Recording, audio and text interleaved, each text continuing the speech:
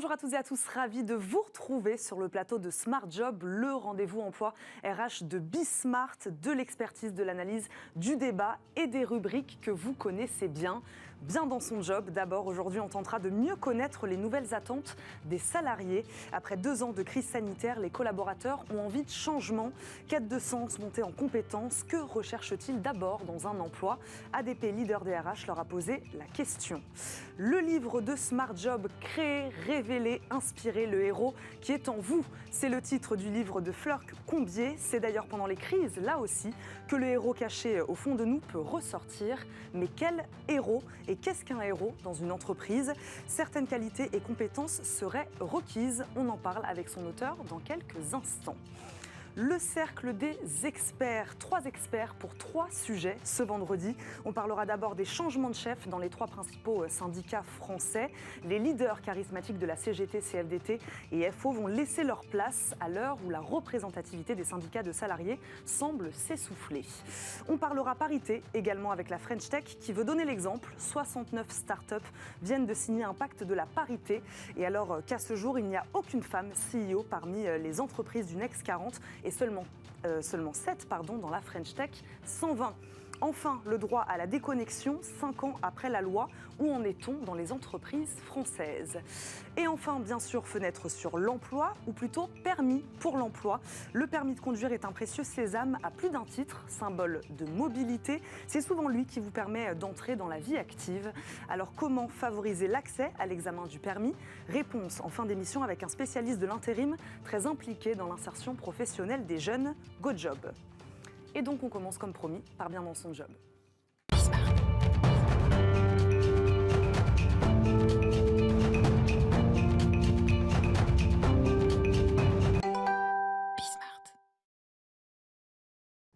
On le sait depuis de nombreuses années et après 2 ans de Covid, le constat reste le même, voire s'accentue.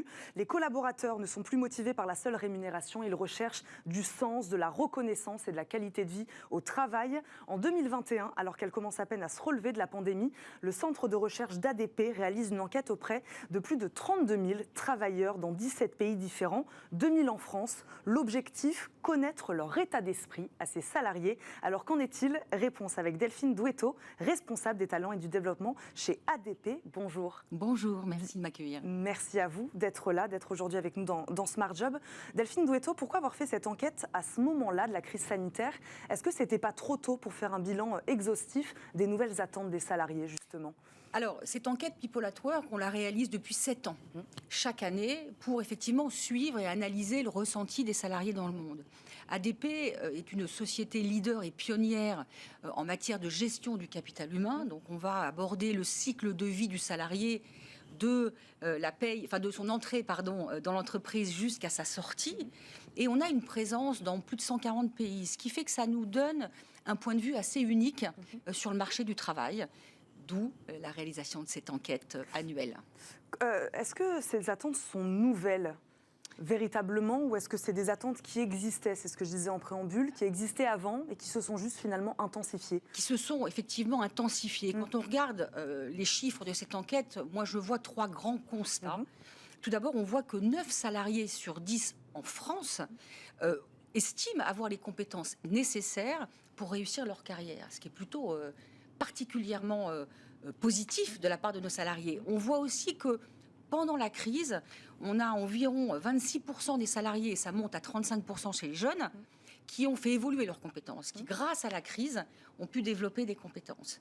Et enfin, un dernier chiffre qui va dans ce sens aussi, qui dit que 61% des salariés affirment avoir les compétences nécessaires pour changer de job. Donc tous ces éléments nous montrent que nous avons des salariés qui sont très positifs, très optimistes. La question c'est, je vais mettre ces compétences au service de qui? Et au service de quoi? Au service de qui? Au service de quoi, bien sûr. Exactement. Donc, 2 années de crise sanitaire, finalement, ils en ont profité pour monter en compétences. Ils ont donc plutôt vu cette crise comme une opportunité, plus que comme un frein. Pour certains. Pour certains. On ne peut pas dire que pour tout le monde, on sait qu'il y a eu des situations qui ont été difficiles, mais effectivement, pour beaucoup, pour certains, ça a été la possibilité de développer ces compétences. Certains, on le voit dans l'étude aussi, ont pris des nouvelles responsabilités pendant la crise. Donc effectivement, ils sont aujourd'hui en attente. Et il y a un vrai enjeu de taille pour les entreprises, parce qu'il faut qu'on réussisse à répondre à ce besoin, à ces souhaits, et de trouver donc quel projet va répondre à leurs souhaits de développement. Monter en compétence pour faire quoi? Pour évoluer au sein d'un même poste, pour changer de poste, pour changer de métier? Alors c'est une bonne question, c'est pas forcément pour changer de poste ou pour changer de métier, c'est en tous les cas pour faire ce que j'aime.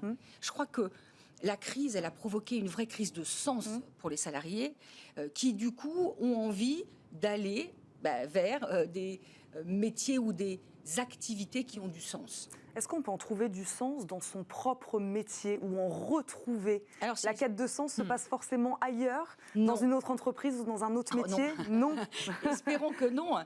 Non, alors par exemple, chez ADP, il y a plus de 4 ans, on a décidé de mettre en place une approche assez innovante en matière de management, où l'idée était de dire à nos managers, voilà, on veut que vous appreniez à mieux connaître vos collaborateurs et donc à mettre en place des rendez-vous réguliers qui vont leur permettre d'aller identifier ce qu'on appelle les points forts de nos collaborateurs. Mais les points forts avec une définition qui est un peu particulière, j'ai envie de dire, qui est le croisement entre les capacités, donc là on est vraiment sur les compétences, et l'appétence.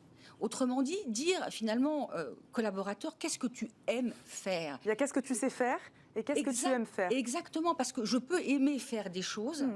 Et je peux être bonne dans certaines choses et pas forcément aimer ça. Or, ce principe, il est simple, il est de dire qu'il est plus simple et plus productif de se concentrer sur le développement des points forts des collaborateurs plutôt que sur l'amélioration des points faibles. Et du coup, ça permet d'avoir des collaborateurs qui sont motivés parce qu'ils réalisent des choses qu'ils adorent faire, en fait. Ça, c'est intéressant ce que vous dites. C'est des conseils presque que vous donnez aux entreprises, aux dirigeants, aux managers. Les entreprises, elles ont pris la mesure de tous ces enjeux, de ces nouvelles attentes aujourd'hui des salariés. Comment elles regardent une étude comme la vôtre, par exemple? L'objet, en tous les cas, de l'étude, c'est de leur donner des billes. C'est-à-dire que de leur donner, effectivement, le ressenti des salariés et l'évolution de ce ressenti sur les années. On aborde un certain nombre de thèmes dans cette étude et effectivement ce qu'on souhaite, ce qu'on aimerait en publiant cette étude, c'est de donner des clés, donner des possibilités à nos entreprises et aux managers pour aider les collaborateurs à se sentir mieux dans l'entreprise et finalement à retenir nos collaborateurs. On leur donne un panorama, mais est-ce qu'ils sont en demande d'outils aussi? Voilà, elle était là aussi ma question. Les managers? Oui, les managers. C'est-à-dire que là, voilà, on leur dit, voilà, tant de salariés recherchent ça. Est-ce qu'on leur donne aussi des outils? Est-ce qu'ils ont besoin d'outils aussi pour savoir comment faire? Mais les outils sont aidants, mais c'est surtout l'approche pour moi qui va être intéressante. C'est-à-dire leur montrer comment vous pouvez vous intéresser sincèrement finalement à vos collaborateurs. Plus vous serez curieux, plus vous vous intéresserez sincèrement à eux, plus vous réussirez à les accompagner. Mieux vous les connaissez, mieux vous connaissez leur appétence, plus vous réussirez à trouver des activités dans leur job. Parce que l'idée n'est pas de changer de job. Enfin, il faut être clair sur un job, sur un poste. On ne peut pas s'éclater sur 100% des activités qu'on fait. Mais si déjà on réussit à identifier, on espère 20-25% des activités que tu fais, qui sont des activités que tu adores, alors je vais faire en sorte de te mettre en situation de réaliser ces activités. Et là, c'est un triptyque gagnant. Parce qu'on a un collaborateur qui, lui, est engagé, motivé, puisqu'il fait quelque chose qu'il adore. Un manager qui, parce qu'il voit son collaborateur bien faire, il voit qu'il est aussi performant. Et l'entreprise, évidemment, y gagne. Delphine Gouettot, on a beaucoup parlé de transformation digitale, évidemment, ces 2 dernières années. Est-ce que c'est quelque chose qui intéresse ça, les salariés, se former, comme on parle de monter en compétences? Est-ce que c'est quelque chose qui les attire, ça, les salariés? C'est une bonne question. Écoutez, le digital, il est aujourd'hui presque inévitable. Il est partout. Donc oui, nous, en tous les cas, on cherche à les accompagner pour les intéresser un minimum, et parce qu'ils ont effectivement besoin de se développer sur cette partie-là. Clairement. Delphine Gouettot, donc si on pouvait faire un résumé de tout ce qu'on vient de dire, les nouvelles attentes des salariés, quête de sens, montée en compétences, les deux sont liés finalement. C'est-à-dire que la quête de sens passe par la montée en compétences. Voilà, qu'est-ce qu'on pourrait dire, comment elles évoluent, comment elles ont évolué? Mais je pense que la crise, pour moi, était un vrai coup de pied dans la fourmilière. Et donc, clairement, il y a eu beaucoup de questions, de remise en question des salariés sur le sens que je donne à mon travail. Donc, pour le manager, parce qu'on sait que le manager, c'est 70%, c'est ce que disent à peu près les études, ils sont responsables à hauteur de 70% de l'engagement de leurs collaborateurs. Donc on a un vrai enjeu collectif, enfin individuel et collectif pour nos collaborateurs. Et pourquoi l'engagement est aussi important, peut-être encore plus aujourd'hui qu'hier? Pénurie de talent, guerre de talent. C'est-à-dire que l'engagement, c'est ça qui fait la performance. L'engagement et la performance sont extrêmement liés.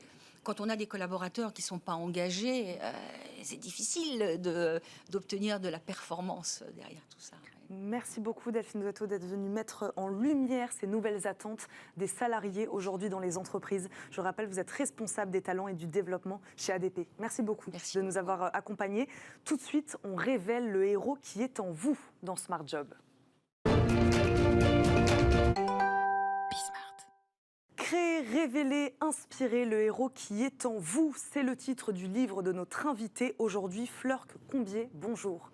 Bonjour Eva. Bienvenue dans Smart Job. Merci beaucoup d'être avec nous aujourd'hui. On s'est tous retrouvés face à des défis, qu'ils soient personnels ou professionnels. Ces défis-là sont porteurs et révèlent nos forces, font de nous des héros, c'est ce que vous nous dites en quelque sorte. Ils nous permettent ensuite de mieux anticiper les autres challenges qui se trouveront sur notre route. Ma première question est assez simple. Qu'est-ce qui vous a poussé, vous, à écrire ce livre-là? Alors ce livre est un livre très personnel.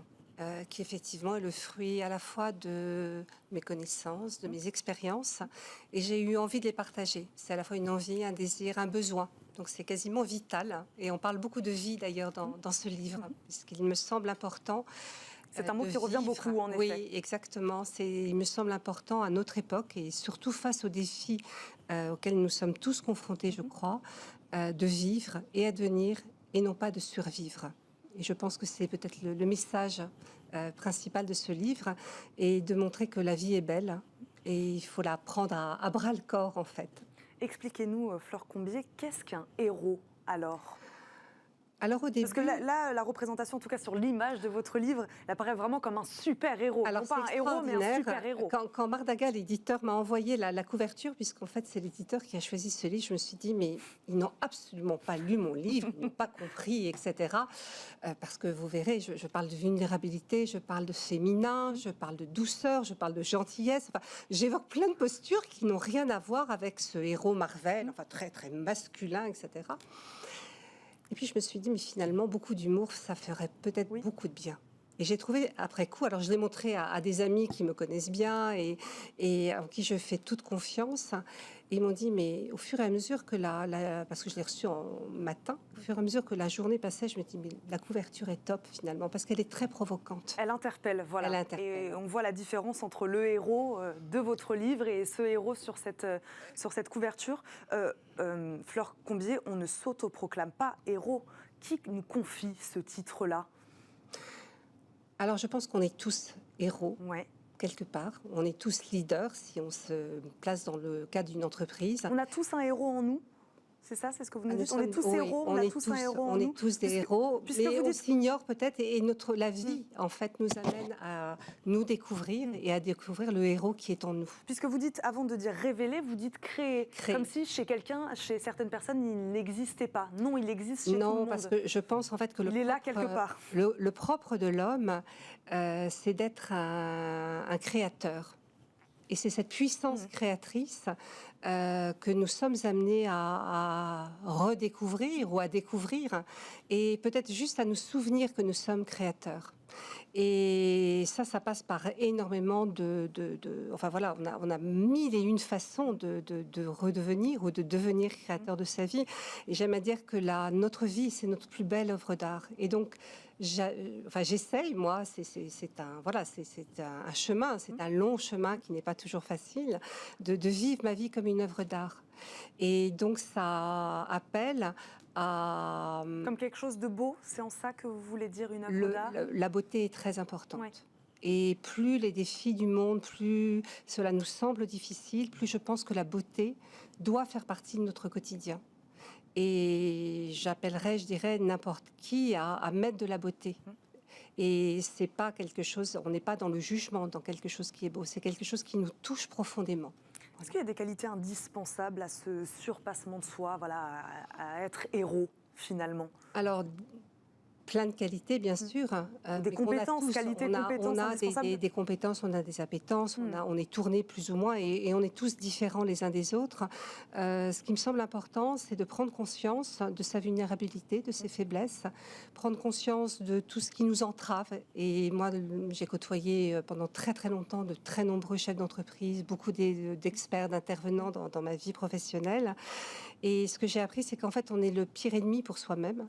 Donc, il faut bien apprendre à se connaître. Et apprendre à se connaître, c'est accepter nos faiblesses, nos failles, nos préjugés, nos croyances, l'ego que l'on a en fait, qui est beau en tant que tel, mais ou pas. Et à partir de là, en fait, essayer de ne pas avoir peur et de dépasser, effectivement. Alors, on a tous des zones je dirais, de sécurité, de secours dans lesquelles on est bien, on est confortable, mais le héros, c'est celui qui, finalement, à chaque fois, dépasse un petit peu plus ces zones de confort. Et pour cela, j'appelle à oser, alors rêver. Je pense que le rêve est très important. Pendant la Renaissance, les gens avaient énormément d'imagination. Et je pense que notre époque demande de rêver de nouveau. Peut-être qu'on ne rêve pas suffisamment et que rêvons à nouveau. Voilà, et il y a une puissance dans le rêve très importante. L'autre chose qui est importante, et ça on est tous amenés à le faire, c'est à être dans le et, non pas dans le ou. Et alors moi j'ai été éduquée dans des choses qui sont très silotées. Et donc, toute ma vie, j'essaye justement de croiser, de croiser les frontières. Et il n'y a plus de frontières. Enfin, les frontières sont très importantes, mais parce qu'on les dépasse. Et du coup, c'est un appel aussi à la transgression, mais une transgression qui est positive, qui est portée non pas pour détruire, pour casser, mais vraiment pour aller au-delà. Et ça peut aller jusqu'à la désobéissance à partir du moment où ce que l'on fait, où on se sent que ça n'a plus de sens. Désobéissance dans le sens déconstruction. Il y a des choses à déconstruire. Exactement. Et c'est une désobéissance, des schémas, une obéissance à soi, en fait, et à ce qu'il y a de plus profond. Vous parliez tout à l'heure, donc ça vient d'une histoire très personnelle, on le sent, hein, il y a du personnel, il y a du professionnel aussi, voilà, c'est-à-dire qu'on est le héros dans la société, on peut être un héros aussi en entreprise. Est-ce que les deux héros sont les mêmes ? Être héros en société et être héros en entreprise. Alors oui, parce qu'en fait, on m'a toujours appris qu'il fallait porter un masque. Et tout mon propos, c'est de dire, quittons ce masque. Osons être nous-mêmes, osons être authentiques. Et c'est parce qu'on sera authentique, avec toutes nos faiblesses et toutes nos forces, qu'on permettra aux autres d'être authentiques et de devenir eux-mêmes. Donc je dirais, on est le reflet. Vous savez, on enseigne toujours ce qu'on a le plus à apprendre. Donc moi, c'est un chemin que j'apprends et que je vais continuer à apprendre, d'être le plus authentique possible et d'oser être qui je suis. Parce qu'en endossant cette responsabilité, c'est ce que vous dites, on va pousser les autres aussi à agir pour le bien commun. On se positionne en tant que modèle presque. Et donc ça pousse aussi les autres à agir pour le bien. Alors ça vient à la deuxième partie. C'est une fois qu'on a trouvé un peu qui on est, qu'on est centré par rapport à son ADN, en fait, quelque part. Eh bien, ce qui est important, c'est de rendre l'autre créateur. Et pour moi, j'ai une phrase de Valérie que j'aime beaucoup qui est « est créateur celui qui rend l'autre créateur ». Et finalement, est leader celui qui rend l'autre leader, et héros celui qui rend l'autre héros. Et c'est ça, révéler. Et ça, on peut le faire dans notre vie en tant que parents, avec nos amis, etc. C'est-à-dire permettre aux autres de donner le meilleur d'eux-mêmes. C'est vous en tant que journaliste. Et donc dans une entreprise, justement, ça m'intéresse. Est-ce que tous les managers veulent ou peuvent même faire émerger le héros chez ses collaborateurs ? Alors, j'aurais tendance à dire, ce serait c'est ce qu'on attend d'un leader, c'est ce qu'on attend d'un manager. Et dans les faits ? Dans les faits, c'est souvent difficile. Parce que, alors, en fait, je vais prendre plusieurs catégories de personnes. Et je pense qu'en fait, c'est ça qui est intéressant. On parle de leader quand on fait, c'est toujours le sommet, le dirigeant, en fait, qui est en haut, tout là-haut. Et puis après, en dessous, vous avez la couche des managers. Et puis après, vous avez les collaborateurs, la grande masse, entre guillemets. Et ce qui est intéressant, c'est que les nouveaux modèles bousculent tout ça. Et on s'aperçoit que finalement, le leader, c'est celui qui va rendre les collaborateurs, en fait, très autonomes et très responsables. Et le manager, en fait, son rôle, c'est finalement, par rapport à des décisions d'un dirigeant ou d'une vision, de permettre à ses collaborateurs d'aller dans ce sens.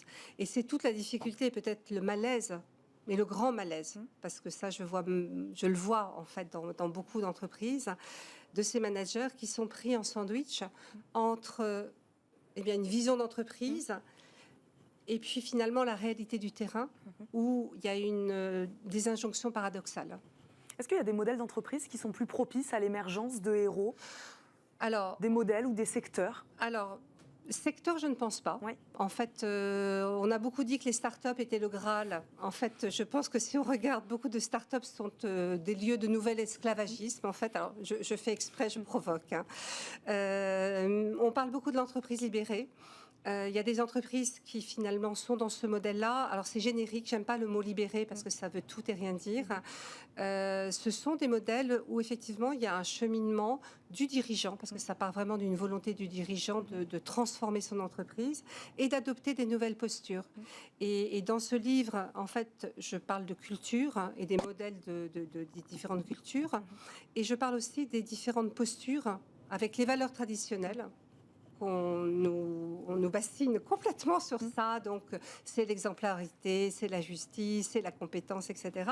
Ça fait depuis les Grecs qu'on parle de ces valeurs. Et pourquoi dans certaines entreprises ça n'existe pas? Voilà. Donc en fait, c'est toute la problématique. Donc j'essaie de dire, voilà, qu'est-ce qui inciterait en fait un dirigeant, un leader ou un collaborateur, parce que l'exemplarité, elle commence, je dirais, à tous les niveaux, et le mien en premier. Qu'est-ce qui va faire qu'on va être exemplaire ou compétent? Et puis il y a de nouvelles valeurs qui me semblent très très importantes, qui sont des valeurs qui sont à l'inverse de ce Marvel très fort, qui sont des valeurs, des postures, d'écoute, d'humilité, de simplicité, de féminin. Et le féminin n'a rien à voir avec l'homme ou la femme. C'est véritablement le masculin et le féminin. Donc d'accueil, d'écoute, de dialogue, de bienveillance, mais bienveillance associée à l'exigence, parce que sinon c'est un petit peu le fourre-tout où on met tout, qui n'est pas adapté. Eh ben, on va retrouver tout ça dans votre livre Fleur Combier. Merci beaucoup de nous avoir accompagnés aujourd'hui dans Smart Job. Je rappelle, vous êtes fondatrice aussi et CEO de Créer et Révéler, Inspirer. Merci beaucoup d'être venue nous parler de ce livre aujourd'hui. Merci Eva. On marque une courte pause, les amis. Dans quelques instants, on débriefera avec nos invités de l'actualité du monde du travail. Cette semaine, les syndicats font peau neuve, la French Tech s'engage pour la parité et le Financial Times qui loue le droit à la déconnexion à la française. À tout de suite.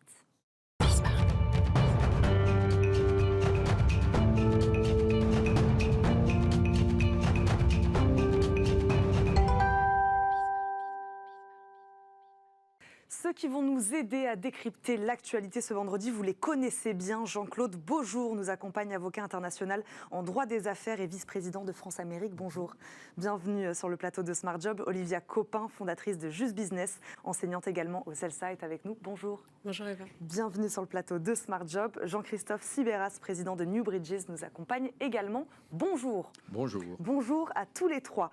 Au programme aujourd'hui, je vous le disais, les 3 premiers syndicats français qui changent de leader. C'est donc la fin d'un règne pour Philippe Martinez à la CGT, Laurent Berger à la CFDT et Yves Verrier pour Force ouvrière.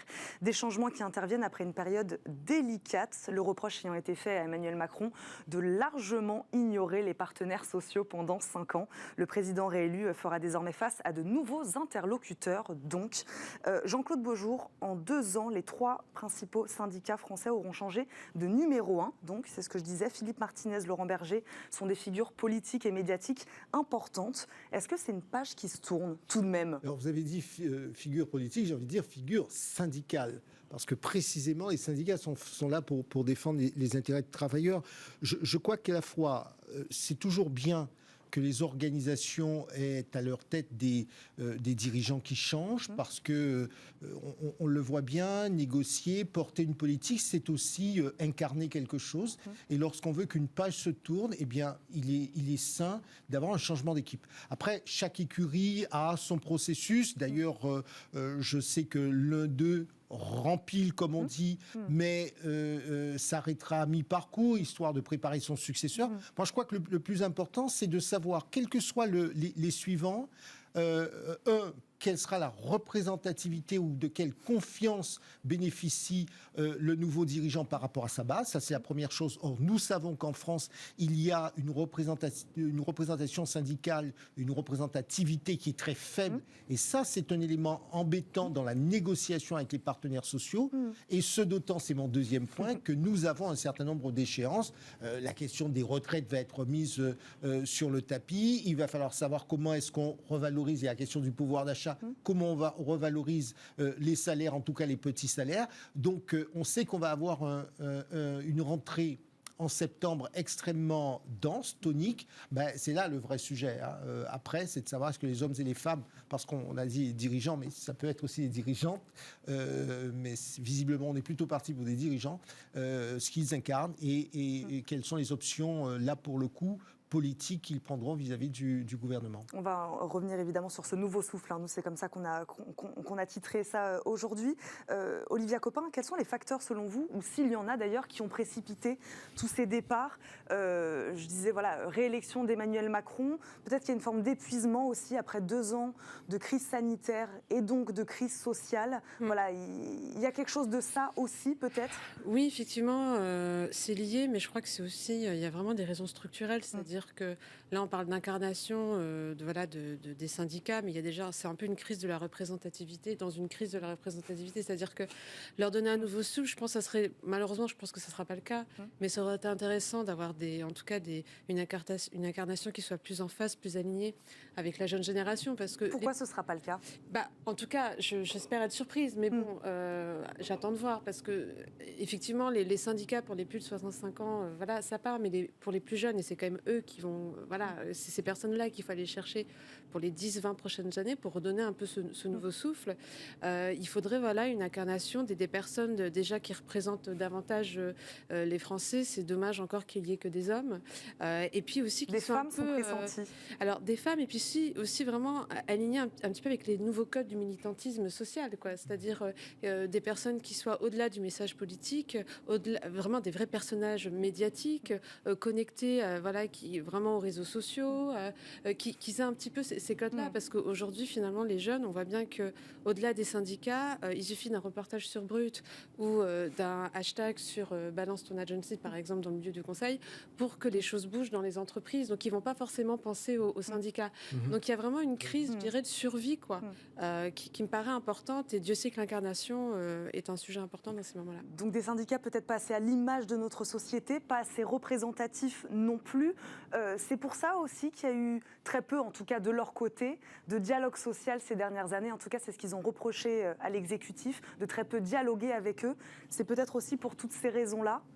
On sent qu'on n'a plus besoin finalement de le faire. Ouais, alors même si je suis un grand partisan du dialogue social et j'en ai fait beaucoup dans ma vie et je continue, mais en 2017, quand Emmanuel Macron est arrivé, c'est vrai qu'il a fait un constat. Il dit on discute avec qui? Et c'est qui sont les bons, qui sont les bons représentatifs. Et c'est vrai qu'il a analysé la crise du syndicalisme en France en disant les syndicats c'est bien, mais il n'y a pas que. Y compris, il faut peut-être parler aussi aux jeunes générations. Si les syndicats ne les représentent pas, si vous voulez, quand vous avez discuté avec quelqu'un, c'est comme dans une entreprise, les syndicats, puis il y a un certain nombre de gens qui ne sont pas dans les syndicats, il ne faut pas les oublier. Emmanuel Macron a fait à peu près ce pari-là en 2017. Alors, ça lui a été un peu reproché par les syndicats, mais c'est assez normal. Mais je trouve qu'effectivement, vous avez raison, il faut que les syndicats fassent un travail d'introspection, de dire, mais finalement, si on ne nous prend pas suffisamment au sérieux, la question ne devrait pas se poser. Vous voyez, un président de la République, s'il a des syndicats forts et puissants, il ne pourrait pas dire je parle avec d'autres gens. Vous voyez. Donc en fait, la vraie question, c'est quoi le travail d'introspection fait par les syndicats? Et vous l'avez tout à fait raison, les jeunes générations ça accroche pas. Il y a un peu un travail il y a quand même des petites évolutions. D'abord, il est possible qu'on ait des femmes. Oui. Alors on a déjà eu avec la CFDT à l'époque de Nicole Notat. Il n'est pas exclu qu'à la CFDT, on ait une femme. À CGT, là, pour la première fois, il pourrait y avoir une femme. C'est aussi intéressant. Donc, Ça, ce serait des bons messages. C'est des bons messages. Pourquoi ? Parce que les femmes sont beaucoup plus nombreuses en proportion sur le marché du travail qu'elles ne l'étaient il y a 20 ou 30 ans. Donc c'est quand même, elles ont souvent des attitudes vis-à-vis de l'engagement syndical qui n'est pas tout à fait le même que celui des hommes. Elles sont aussi plus représentées dans des secteurs non syndiqués traditionnels, tertiaires, etc. Donc c'est là aussi que les syndicats doivent aller chercher des nouveaux adhérents plutôt que dans l'industrie, des univers très masculins. Et puis la question des jeunes, elle est absolument centrale. Voilà. Après, soyons clairs, 100 ans de syndicalisme, vous mettez un numéro 1, c'est pas le numéro 1 qui fait changer. Les histoires syndicales sont des histoires culturelles, séculaires, et c'est des gros paquebots, ça change pas comme ça. Donc c'est intéressant. Bon, ceci dit, il y en a quand même deux qui seront là pour discuter toujours là sur les retraites, c'est Philippe Martinez et Laurent Berger. Ils seront là à la rentrée. Donc de toute façon, là pour ce coup-là, sur ce très gros sujet, on aura une continuité. Il n'y a qu'à FO que ça change. Jean-Claude Beaujour. C'est vrai, c'est un peu ce que je disais, la question de la représentativité, parce qu'on ne peut pas, l'interlocuteur, ça ne peut pas être un réseau social. C'est là où où le travail des syndicats, ou en tout état de cause des organisations qui représentent ou qui entendent représenter le monde du travail, aille beaucoup plus loin pour travailler sur sa représentativité, parce que c'est vrai que... Vous, quelles sont les solutions, selon vous, ce travail d'introspection là dont on parle? Qu'est-ce qu'il pourrait faire pour être davantage représentatif? Tout d'abord, les moyens modernes de communication, évidemment, parce qu'on ne milite plus aujourd'hui de la même façon qu'on militait il y a 40 ou 50 ans. Deuxièmement, les préoccupations ne sont peut-être plus toujours présentées de la même façon. Il y a des préoccupations qui sont plus larges, c'est moins doctrinaire. Vous savez, les jeunes sont moins attachés à... moi, j'ai en tête encore à l'époque Krasuki et puis d'autres, Edmond Maire. C'était quand même...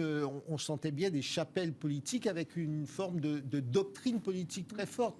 Aujourd'hui, les jeunes vous demandent, par exemple, sur la mobilité. Moi, je vois bien, je m'occupe de cadres dirigeants. La mobilité pour les cadres dirigeants, c'est pas simplement une question de géographie, mais c'est aussi comment est-ce que je vais pouvoir avoir une activité culturelle.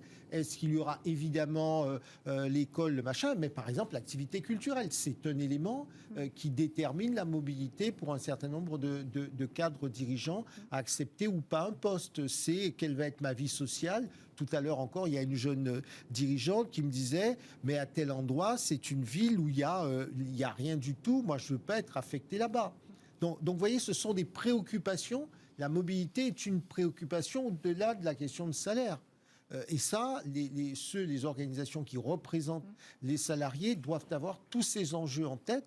Il y a aussi les nouveaux enjeux. On parle beaucoup d'international, mais quand vous avez les expatriés, comment est-ce que vous gérez toute cette jeune génération d'expatriés, de gens qui travaillent à travers l'Europe? Ce sont des éléments qu'il faut que les syndicats doivent prendre en compte, parce que ce sont des préoccupations des jeunes aujourd'hui qui se déplacent beaucoup plus de France en Espagne, en Belgique, etc., dans toutes les fonctions, pas seulement comme cadre sup, mais dans toutes les fonctions. Est-ce que je peux me permettre une question sur la comparaison avec les syndicats patronaux? Voilà, est-ce qu'ils vivent eux aussi une espèce de crise de confiance où le sujet n'est pas du tout le même? Et s'il n'est pas le même, pourquoi? C'est pas du tout le même. C'est pas du tout le même. Il y a beaucoup plus d'adhésion aux syndicats patronaux, y compris en volumétrie et quantitativement, qu'aux syndicats de salariés. On rappelle quand même les grands chiffres d'adhésion. On va dire au mieux, il y a 11 à 12% d'adhérents chez les salariés. Et encore là-dedans, il y a une grosse proportion de fonctionnaires. Donc les salariés du privé classique, on est probablement à 5 ou 6%. On est quand même l'avant-dernier pays de l'OCDE en adhésion. Du côté patronal, on a des centaines de milliers de patrons, d'artisans, de professions libérales. Pourquoi ? Parce que les syndicats patronaux apportent de la prestation de services. Ils apportent du support, de la compétence et donc de la technicité, surtout quand on est une petite ou une toute petite entreprise, c'est très important. Donc du côté patronal, par contre, on a quand même un vrai sujet en France, côté patronal, côté syndical, c'est la multiplicité, si vous voulez. C'est-à-dire, plus vous êtes acteur, plus ça vous affaiblit, si je puis dire. En France, on a quand même beaucoup de syndicats. C'est quand même beaucoup de pays du monde. Moi qui travaille beaucoup sur les relations sociales dans le monde, on est quand même plutôt dans les champions, dans le pays où il y a le plus de syndicats pour représenter les salariés. Résultat, les syndicats sont en concurrence les uns avec les autres. Et quand ils sont en concurrence, finalement, les salariés n'aiment pas tellement. Les bagarres entre les syndicats, ça leur plaît pas trop. Et en même temps, le syndicat, le temps qu'il passe à se concurrencer, c'est autant de moins de temps pour parler aux salariés et autant moins de temps pour faire pression sur l'employeur. C'est quand même leur fonction. Le temps file, on va passer à un autre sujet. 69 startups, je le disais tout à l'heure, de la French Tech viennent de signer un pacte parité. L'objectif, atteindre le seuil minimal de 20% de femmes siégeant au bord des startups d'ici 2025 et 40% d'ici 2028, pour être précis. Voilà. Pour rappel, il n'y a aujourd'hui aucune femme CEO parmi les entreprises du Next 40 et seulement 7 dans la French Tech 120.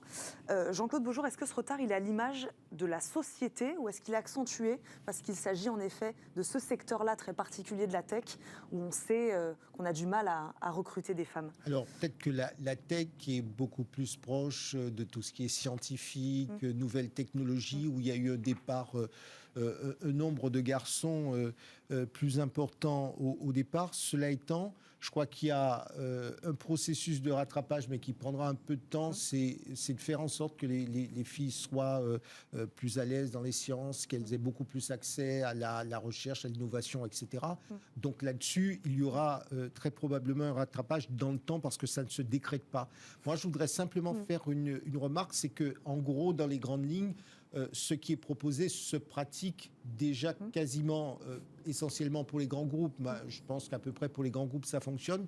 Maintenant, ça a l'avantage d'exister et puis les petites entreprises pourront s'inspirer.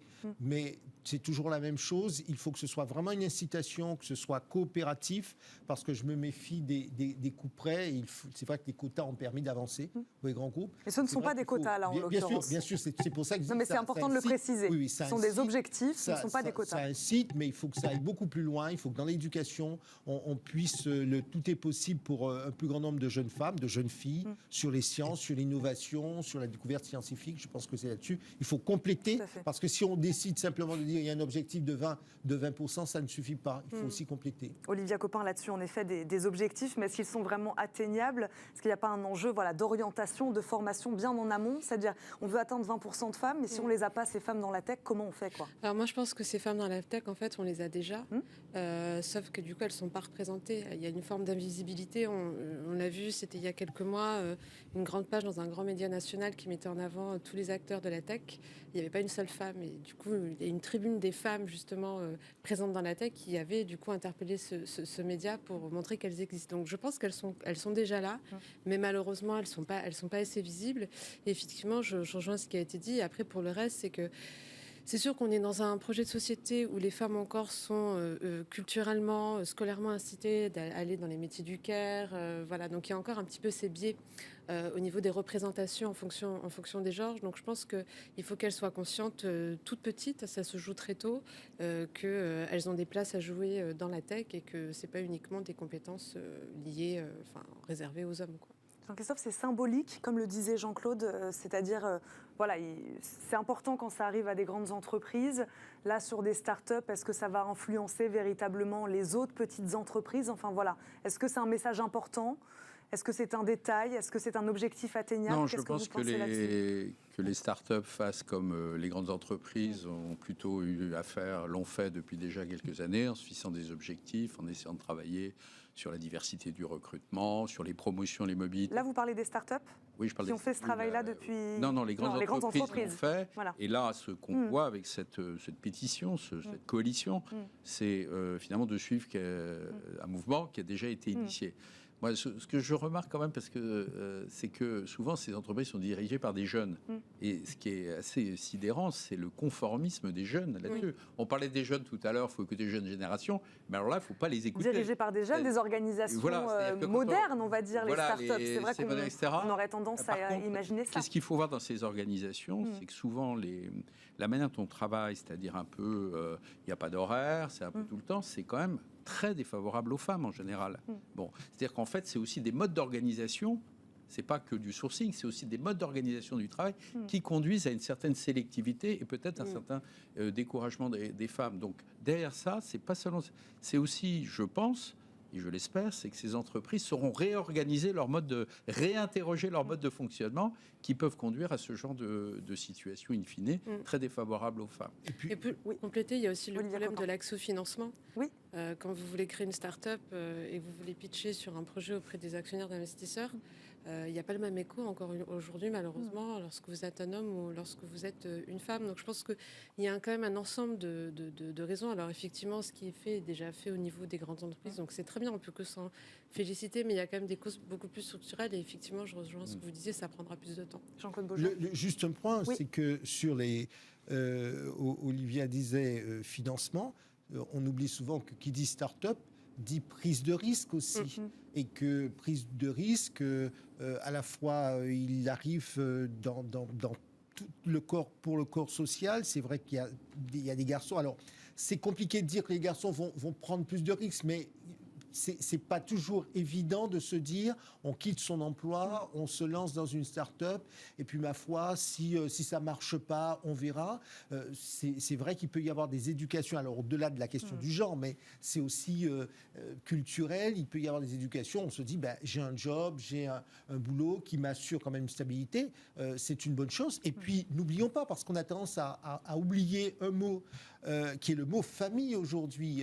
Quand vous avez une famille, c'est vrai qu'il très souvent, traditionnellement, c'est vrai qu'il est arrivé que les femmes se disent moi, je vais conserver ce job, ce qui permet peut-être à l'autre, mais ça pourrait être l'inverse. Donc, ça veut dire qu'il faut, dans la vie de tous les jours, que chacun se réinterroge, y compris dans les couples hommes-femmes, qu'on se réinterroge pour savoir lequel accepte de prendre le risque. Donc, vous voyez, c'est un processus qui est vraiment long, qui suppose que dans chaque sous-groupe, on réfléchisse aux mécanismes, parce que ça n'est pas toujours évident. Parce que start-up dit prise de risque. On l'oublie très souvent. On a reçu sur Bismart d'ailleurs des femmes entrepreneurs qui sont allées pitcher devant leurs investisseurs et nous ont raconté enceintes de 8-9 mois. Donc ça existe. Et d'ailleurs, on n'aura peut-être pas le temps d'en parler, mais voilà, il y a eu cette question du salaire aussi qui, là, en l'occurrence, n'est pas du tout abordée dans ce pacte de parité, qui, je pense aussi, pourrait être intéressante. Elle n'est pas du tout abordée.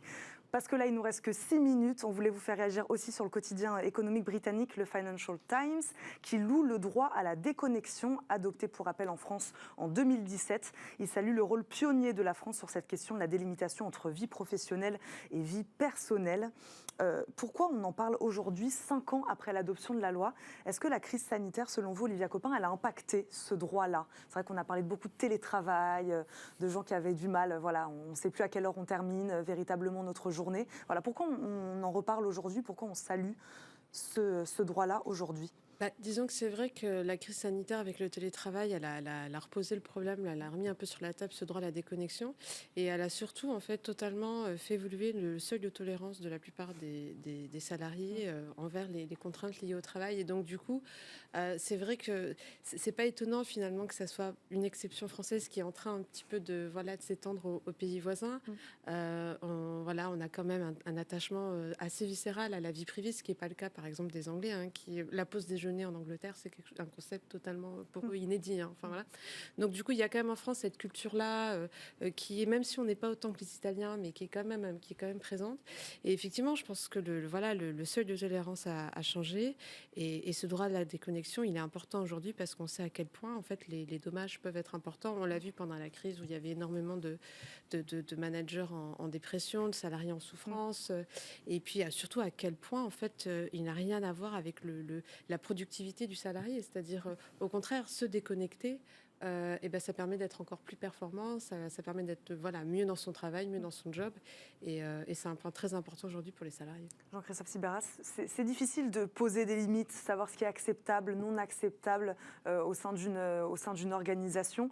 Est-ce que ce droit à la déconnexion, est-ce qu'il est déjà assez clair? Est-ce qu'il est bien compris aujourd'hui par les entreprises, selon vous? Alors, d'abord, c'est vrai que dès 2018, quand c'est sorti en France, beaucoup de pays, moi je me souviens, la ministre du Travail à l'époque, Muriel Pénicaud, m'avait dit on a eu un intérêt incroyable de plein de pays sur cette... on ne pensait pas que c'était... Bon. Et donc, aujourd'hui, l'Espagne, l'Italie, le Portugal sont des pays qui ont aussi beaucoup avancé sur le sujet. L'Europe du Nord. Alors l'Europe du Nord, ils étaient beaucoup plus rigoureux sur la gestion du temps, les débordements, on le sait. Les Allemands, à 15h ou 16h le vendredi, en général, il n'y a plus personne. C'est beaucoup plus rigoureux, y compris sur les pauses déjeuner, etc. C'est vrai que nous... Après, c'est vrai qu'à l'époque, c'était la problématique des risques psychosociaux qui étaient déjà là quand même, avant la crise. Et vous avez tout à fait raison de dire, la crise sanitaire, à partir du moment où les gens ils étaient loin, on ne voyait pas qu'ils allaient mal. En fait, c'est ça le problème, c'est que le manager, derrière l'écran, quand vous avez un collaborateur, vous voyez que quand il n'est pas dans son assiette, si je puis m'exprimer ainsi, si on est un manager un peu attentif, on voit des choses. Et c'est vrai que là, il y a des choses qu'on ne voyait plus. D'où effectivement le fait que même nous en France, on a réinsisté sur un certain nombre de préconisations. Par exemple, on a vu arriver les fameuses réunions standards qui duraient 1 heure. Il y a pas mal d'entreprises qui ont dit non, une réunion, ça va durer 45 minutes en visio, et ensuite on démarrera la réunion suivante en laissant le quart d'heure. Alors, je ne dis pas que le gars va complètement déconnecter, mais quand même, au lieu d'avoir des réunions back-to-back pendant 10 fois 1 heure dans la journée, parce que c'était quand même à peu près ça la période des confinements, au fond, on était déjà un peu prêt au moins de dire il faut des breaks, il faut des coupures. Comme, pardonnez-moi, là encore, dans l'industrie, il y a eu les pauses, par exemple, c'est des choses qui sont extrêmement classiques. Voilà. Après, que d'autres pays s'y mettent, ça montre qu'en réalité, effectivement, il y a quand même une pression économique. L'entreprise est quand même, il faut le dire, de plus en plus exigeante dans l'univers concurrentiel qui est le nôtre, la compétition internationale. On n'a pas affaire qu'à des entreprises qui vous veulent que du bien. En tant que concurrent. Donc, il faut faire quand même très attention. Donc, la pression économique, le niveau d'exigence des entreprises s'accroît. Donc, je crois que c'est une bonne chose qu'en sens inverse. Voilà. Après, soyons clairs, les chartes de déconnexion des entreprises, c'est ce qu'on appelle souvent du droit souple. Il y a pas. C'est pour ça que j'allais poser la question. J'allais poser la question à l'avocat. Voilà. Aucune sanction n'est prévue pour l'employeur en cas de manquement. Ça c'est pour l'avocat qui veut pas prouver. Parce qu'en toute franchise, moi je vois que nous sommes au cabinet, nous avons un département droit social, donc extrêmement attentif à cela, à ce que des instructions soient données pour que l'on indique bien aux salariés que on n'attend pas de lui une réponse pendant le week-end, qu'on sache bien comment organiser les choses, parce que c'est très facile à démontrer. Quand vous bombardez un salarié de mails à 22h en lui disant que vous attendez la réponse pour le lendemain matin pour la réunion de 8h30, il n'y a pas photo. Et l'avantage du mail, c'est que tout ça c'est parfaitement identifiable et parfaitement traçable. Donc là-dessus, je pense qu'effectivement, on n'a même pas besoin de mettre dans les textes des sanctions supplémentaires. Les sanctions, elles existent si on veut les trouver. Pour moi, ce qui est intéressant dans la loi dans tout le processus de déconnexion, c'est que l'on rappelle justement un certain nombre de règles qui valent pas simplement pour les salariés, mais pour toute personne qui travaille. Parce qu'on s'est bien rendu compte, on fait la différence entre il y a 30 ans, un partenaire, un client, vous envoyez un courrier, vous mettiez 48 heures à le recevoir, à la limite, vous disiez vous ne l'aviez pas encore reçu, vous aviez un temps de respiration. Aujourd'hui, on vous envoie un mail à tout moment, à tout bout de champ, vous envoie... Et donc, ça rend le travail difficile. Et c'est une façon de dire, c'est très bien de parler de développement durable, mais si nous ne commençons pas par travailler sur nous-mêmes, nous allons à la catastrophe. Parce qu'il n'y a pas que les salariés, il y a les professionnels libéraux, il y a les journalistes que vous êtes, il y a nous tous. Les freelances, les consultants. On prend cette habitude de répondre à des mails à 22h, d'être corvéable soi-même. On se rend compte. Moi, j'ai vu des publicités où certains professionnels libéraux disaient disponible 24 heures sur 24. Mais c'est un très mauvais message. Voilà, donc pour moi, c'est véritablement aller dans le sens du développement durable, parce que pour que l'entreprise soit durable, encore faut-il que tous, nous soyons durables. On va s'arrêter sur ces mots. Merci beaucoup à tous les trois. Merci Jean-Claude Beaujour, merci Olivia Copin et merci Jean-Christophe Sibéras de nous avoir accompagnés tous les trois aujourd'hui. Tout de suite et comme chaque jour, on termine cette émission par Fenêtre sur l'emploi.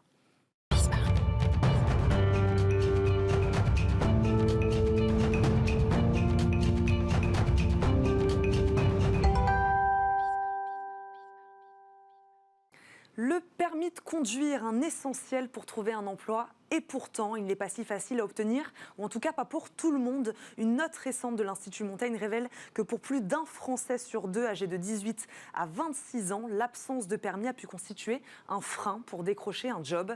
Mais l'obtention du permis de conduire reste compliquée et surtout trop chère pour une grande partie de la jeunesse. On en parle avec notre invité Charles de Moucheron, directeur de l'impact social chez GoJob. Bonjour. Bonjour. Bienvenue dans Smart Job, merci beaucoup de nous accompagner. Expliquez-nous juste en 30 secondes l'activité de GoJob. GoJob, c'est une plateforme pour l'emploi qui s'appuie sur une technologie, une data propriétaire pour faciliter l'accès à l'emploi, pour les jeunes notamment, et les accompagner avec dignité. très impliqué dans l'insertion professionnelle des jeunes. C'est comme ça que je vous ai présenté en préambule de cette émission. Pourquoi le permis de conduire est-il indispensable pour l'accès à l'emploi et pour qui il l'est particulièrement d'ailleurs, voilà, s'il y a des populations plus ou moins ciblées? Effectivement, on parle des jeunes. C'est pour les jeunes que c'est particulièrement important. 85% d'entre eux considèrent que c'est un pass nécessaire pour avoir accès à un premier poste, au même titre, à peu près au même niveau que des diplômes qui sont fortement reconnus. Donc on constate que c'est quand même quelque chose qui est une vraie barrière, qui peut être une vraie barrière pour l'accès à l'emploi, et c'est les jeunes qui sont principalement concernés. Indispensable, non pas parce que l'entreprise demande un permis de conduire, mais plutôt parce qu'on en a besoin pour se rendre sur un lieu de travail, c'est ça? Exactement. Ouais. Pour vous donner un exemple, il m'arrive souvent d'aller au contact des équipes qu'on accompagne et d'aller rencontrer les différentes entreprises. Et il m'est arrivé de voir des parents qui accompagnaient leur enfant à l'entretien pour qu'ils puissent avoir accès au poste. Se pose la question ensuite de comment est-ce qu'ils vont les accompagner tous les jours à leur poste.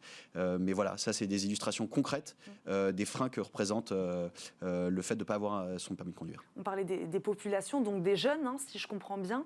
Peut-être aussi on peut parler de territoires. Il y a des territoires qui sont plus victimes, on va dire, de ces freins-là. Voilà, quand on habite en ville, c'est moins un problème, évidemment, on imagine. Exactement. Et donc, on parle de population, on parle de public aussi, dont on a tendance à un peu moins parler. Ouais. Et donc, je pense que c'est ça qui est aussi intéressant au travers de cette note, c'est de faire ressortir ces éléments-là. On a en plus, cela se focalise sur des postes où on a besoin il y a des postes où on a besoin de faibles qualifications pour avoir accès à ces postes. Simplement, ces postes, ils peuvent être dans les périphéries urbaines, ils peuvent être dans des zones plus rurales. Et donc, il y a une espèce de synthèse de ces deux éléments qui font que c'est un blocage d'autant plus important pour les personnes qui essaient d'avoir un premier accès à l'emploi. Charles de Moucheron, on a beaucoup parlé, évidemment, ces 2 dernières années de télétravail, de nouveaux moyens de transport, aussi de nouvelles manières de se déplacer. Comment vous expliquez que malgré donc tous ces nouveaux usages, les jeunes y perçoivent encore le permis comme un élément déterminant pour trouver un job? C'est vrai que ça paraît un peu paradoxal aujourd'hui dans notre société moderne. Mais parce que je pense que précisément, pour faire écho à ce que je disais auparavant, nous, beaucoup des personnes qui travaillent avec nous, qui sont intérimaires avec GoJob, sont les personnes qu'on appelait les frontliners, les personnes qui étaient sur le front pendant le Covid. Et donc ça, ce sont des postes où en fait, il faut aller se déplacer sur son lieu de travail, il faut continuer à assurer le travail, quelles que soient les conditions sanitaires et quel que soit le contexte économique. Et donc, du coup, ce sont des personnes qui ont besoin de se déplacer, qui ont besoin de leur permis de conduire. C'est ça, on est sur des populations qui n'ont pas le choix, finalement. Exactement. Dans la majorité des cas, à quel âge ils l'obtiennent, ces jeunes, le permis, selon votre étude? Notre étude, elle cible vraiment les 18-26 ans. Ouais. Donc, c'est vraiment la fourchette qui a été retenue. Et on voit plutôt que c'est sur la fourchette basse, je crois. On l'obtient en général plutôt autour de 18-19 ans. Oui, alors c'est plutôt sur le... Ils essaient de l'obtenir le plus tôt possible. Oui, le plus tôt possible. Mais on voit que jusqu'à 26 ans, ce sont des freins qui sont extrêmement importants. Bon, justement, on va en parler des freins. Parmi les freins principaux à l'obtention du permis de conduire figure le prix. C'est ce que je disais. Plus de la moitié estime que le permis coûte trop cher. Donnez-nous un ordre d'idée. Je crois que ça représente à peu près un SMIC. C'est ça? Oui, exactement. Un peu plus d'un SMIC. Un peu plus d'un SMIC. On est dans une fourchette de 1400 à 1600 euros. Donc plus qu'un SMIC aujourd'hui. Donc 1400. Et donc le frein principal, c'est effectivement le coût. Les mesures qui ont été mise dans cette note, justement, vise à en réduire le coût de la manière la plus efficace possible. Vos propositions, c'est ça? Oui, exactement, qui ont été faites avec l'Institut Montaigne. Le premier, c'est d'augmenter le nombre d'agents publics examinateurs. Le deuxième élément, c'est d'introduire une redevance. Cette redevance, elle va avoir un impact simple qui va être d'accélérer l'accès au permis de conduire et donc de réduire le coût réel du permis de conduire par 2, puisqu'on va réduire entre le moment où on commence la formation au permis de conduire et le moment où on le passe, on aura moins d'heures de conduite à faire puisqu'il y aura un accès au permis de conduire qui sera plus rapide. Introduire une plus grande liberté pédagogique. Et puis enfin, en fonction des décisions du gouvernement sur le service civique ou le service national universel, donner l'opportunité de passer le permis de conduire dans ces conditions et de cibler ce dernier élément sur les publics qui sont éligibles à des minima sociaux et donc des personnes qui sont vraiment dans le besoin d'un accompagnement là-dessus. Voilà, tout ça est dit dans une logique de surtout ne faire aucun compromis sur la sécurité routière routière et je pense que c'est un élément Parce important. qu'aujourd'hui, Charles de Moucheron, des aides financières existent pour ces jeunes-là qui veulent passer le permis. On sait qu'il y a Pôle emploi, on sait qu'il y a le compte CPF aussi maintenant. Mais pour ça, il faut avoir travaillé. Est-ce que voilà, c'est pas un peu le serpent qui se mord la queue ici? Un tout petit peu, et puis il y a aussi d'autres éléments, et ça c'est des éléments sur lesquels GoJob travaille farouchement, qui est en fait des éléments d'accès à l'information. En fait, dans beaucoup de cas, pour des personnes qui vont accéder pour la première fois au marché de l'emploi, il y aura une grande asymétrie d'information, et les personnes ne sauront pas qu'elles peuvent avoir accès à des aides. Il y a aussi, via les missions locales, la possibilité d'avoir accès à des aides, et ça malheureusement, ce sont des éléments qui ne sont pas suffisamment mis sur le devant de la scène, et avec GoJob, nous on a investi massivement sur la formation des jeunes, sur justement précisément cet accès à l'information, pour les mettre dans les meilleures Communiquer conditions. plus sur ces aides financières, c'est ça, qui sont disponibles, c'est ce que vous nous dites, elles sont là, mais les jeunes ne savent pas forcément qu'ils peuvent y avoir accès. Exactement. L'enjeu, il y a ces mesures-là, et puis il y a également un enjeu d'information. Et chez GoJob, on a développé énormément de solutions, justement sur, au-delà des aides spécifiquement permis de conduire, mais sur la formation dans son ensemble, sur donner accès à de l'information aux travailleurs pour les mettre dans les meilleures conditions de succès. Parce que pour l'instant, ce qui ressort de votre étude, c'est que pour financer leur permis de conduire, les jeunes se tournent vers eux-mêmes en fait, vers eux-mêmes ou vers leurs proches. Voilà, c'est ça, vers pour eux-mêmes, l'instant, vers en tout leur cas, famille. dans une majorité des cas, c'est comme ça que ça se passe aujourd'hui. Vers eux-mêmes, vers leur famille. Ouais. Et on voit d'ailleurs qu'il y a une certaine asymétrie en fonction des publics auxquels on s'adresse. Dans cette étude, il y a une étude ARIS, il y a aussi une étude qui a été faite auprès des publics GoJob, qui sont des publics qui, du coup, recherchent des postes d'intérim. Et ce qu'on voit, c'est qu'il y a une partie de cette population qui est candidat à des postes en intérim, qui a tendance à avoir moins la possibilité de solliciter la famille et qui sont obligés de s'appuyer sur eux-mêmes. Est-ce que vous faites des propositions sur la question de l'agencement des heures de conduite? Puisque j'ai vu qu'ils sont nombreux à dire avoir eu du mal à trouver des horaires adaptés à leur emploi du temps. Écoutez, je pense que la proposition principale quant à l'agencement de l'emploi du temps... De libérer des heures dans les... Il est effectivement sur le fait sur les examinateurs et avoir du coup plus de capacité de passer le permis de conduire et donc du coup mécaniquement un désengorgement une facilité du coup de l'accès aux formations. Est-ce que ces propositions, vous les accompagnez de solutions pour les mettre en place, justement, ces propositions? Eh bien, GoJob, comme je vous le disais, nous, notre objectif principal, c'est de mettre les jeunes qu'on accompagne. On a aujourd'hui 37% du public intérim qu'on accompagne, qui sont des jeunes, je dirais, assez similaires aux personnes qui ont pu être interviewées. On appelle ça des NEETs. Ça veut dire que c'est des personnes qui ne sont pas en emploi, pas en formation, et qui du coup... Non, mais augmenter ce nombre, par exemple, je vous donne votre exemple, augmenter ce nombre des examinateurs.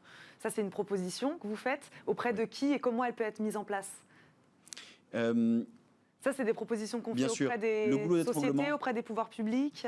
Le goulot d'étranglement, il se situe principalement auprès des pouvoirs publics. Et donc, c'est à partir de là, c'est vraiment le nœud gordien du permis de conduire. Et c'est cette partie-là qu'on doit réussir à débloquer afin de débloquer tout ce qui se passe en amont. Merci beaucoup Charles de Moucheron d'être venu sur notre plateau, d'avoir répondu à nos questions, de nous avoir parlé de ce permis de conduire, permis de l'emploi. Je le rappelle, vous êtes directeur de l'impact social chez GoJob. Merci beaucoup de nous avoir accompagnés. Merci à vous de nous avoir suivis. Merci à Fanny et Lily qui m'ont encore une fois aidé à préparer cette belle émission. On se retrouve très vite sur Bismart. Je vous souhaite une très bonne journée à tous.